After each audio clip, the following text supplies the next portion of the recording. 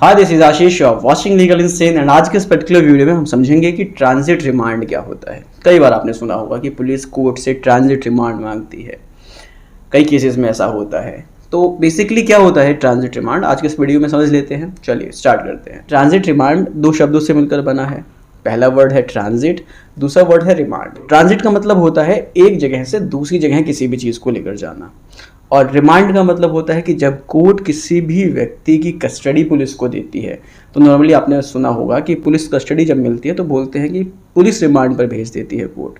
तो जब court custody देती है पुलिस को तो बोलते हैं उसको रिमांड पर भेजना। तो यहाँ से जो है दोनों चीज़ें जब आपको क्लियर हो गई कि रिमांड का मतलब क्या होता है, कस्टडी देना, और ट्रांजिट का मतलब होता है कि एक जगह से दूसरी जगह लेकर जाना।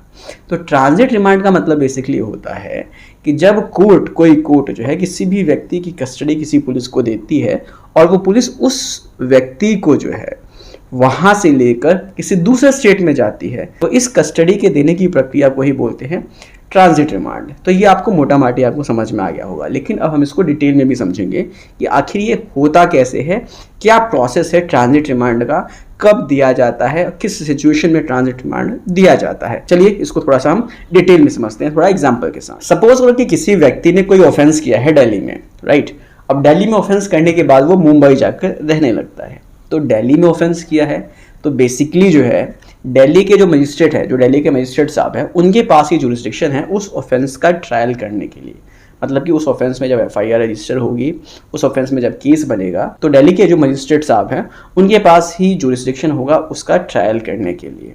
ठीक है। तो अब इस पर्टिकुलर सिचुएशन में जब दिल्ली की पुलिस जाकर उस व्यक्ति को जिसने दिल्ली में ऑफेंस किया है उसको मुंबई में जब जाकर गिरफ्तार करेगी, तो पुलिस के पास दो ऑप्शन होगा। पहला ऑप्शन होगा कि दिल्ली की पुलिस उस व्यक्ति को मुंबई से पकड़ के लाके तुरंत 24 घंटे के अंदर अंदर दिल्ली के मजिस्ट्रेट के सामने पेश करे। अब मैंने यहाँ पर 24 घंटा ही क्यों बोला कि 24 घंटे के अंदर जो है उसको दिल्ली के मजिस्ट्रेट के सामने लाकर पेश करे, क्योंकि सीआरपीसी का एक सेक्शन है 54, वो कहता है कि जब पुलिस किसी भी व्यक्ति को गिरफ्तार करती है तो मैक्सिमम वो 24 घंटे तक ही अपनी कस्टडी में रख सकती है। बट मान लो अगर दिल्ली की पुलिस को मुंबई से दिल्ली तक आने में 48 घंटे लग जाते हैं, तब तो यहाँ पे सेक्शन जो 54 है उसका वॉयलेशन हो जाएगा, और लॉ का वॉयलेशन होना मतलब कि सब कुछ बेकार। तो इस पर्टिकुलर सिचुएशन में अब वो दिल्ली की पुलिस क्या करे बेचारी, अब तो वो जो है वो ला भी नहीं सकती क्योंकि 48 घंटे लग रहे हैं। तो इस सिचुएशन को डील करने के लिए सीआरपीसी का एक सेक्शन और पिक्चर में आता है, सेक्शन 167 सीआरपीसी का। सेक्शन 167 सीआरपीसी का कहता है कि अगर किसी भी व्यक्ति को पुलिस ने गिरफ्तार किया हुआ है और उसको लग रहा है कि 24 घंटे से ज़्यादा इन्वेस्टिगेशन चलने वाली है उस केस में, या 24 घंटे से ज़्यादा उसको जो है डिटेन करने की ज़रूरत है, तो इस पर्टिकुलर सिचुएशन में सेक्शन 167 के अकॉर्डिंगली पुलिस जो है उस व्यक्ति को जहां पर उसने उसको गिरफ्तार किया है वहां के नियरेस्ट मजिस्ट्रेट के सामने पेश करके उसकी कस्टडी मांग सकती है।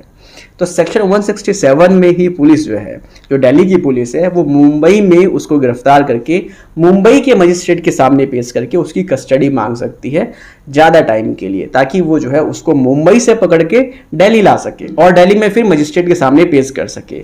तो इसी पर्टिकुलर सिचुएशन में ट्रांजिट रिमांड का कॉन्सेप्ट सामने आता है, जब दिल्ली की पुलिस जो है मुंबई के मजिस्ट्रेट के सामने उसको पेश करके उससे कस्टडी मांगती है ताकि वो उसको मुंबई से दिल्ली लेकर जा सके।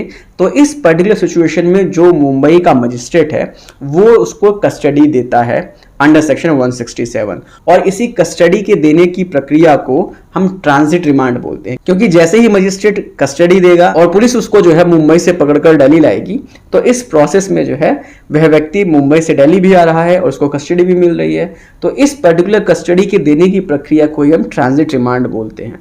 तो जब पुलिस जो है बाहर जाकर किसी भी व्यक्ति को गिरफ्तार करती है और वहां के मजिस्ट्रेट से जो है उसकी कस्टडी मांगती है, तो इसी को बोलते हैं ट्रांजिट रिमांड। आई होप आपको पूरा कॉन्सेप्ट समझ में आ गया होगा कि ट्रांजिट रिमांड क्या होता है और कब इसको मांगा जाता है। मिलते हैं नेक्स्ट वीडियो में, टेक केयर, बाय बाय।